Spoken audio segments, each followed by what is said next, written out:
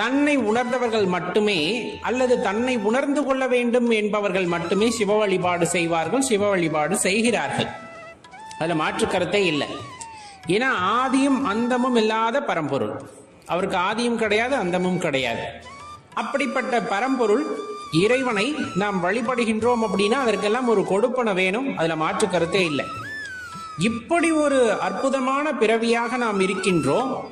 எப்படி இறைவனை வழிபடக்கூடிய அந்த வாய்ப்பை நாம் பெற்றிருக்கின்றோம். ஆனாலுமே மாயையின் காரணமாக பல்வேறு வகையிலே நம் வழி தவறி செல்வது சரியா அப்படிங்கிற கேள்வியை மட்டும் மனதில் எழுப்பிக் கொள்ளுங்கள்.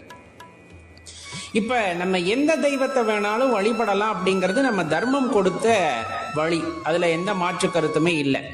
பல்லாயிரம் தேவதைகள் இறை நாமங்களிலே வழிபடுகின்றோம், அதுல மாற்று கருத்து இல்லை. நம் தர்மம் அதை அனுமதிக்கிறது. ஆனா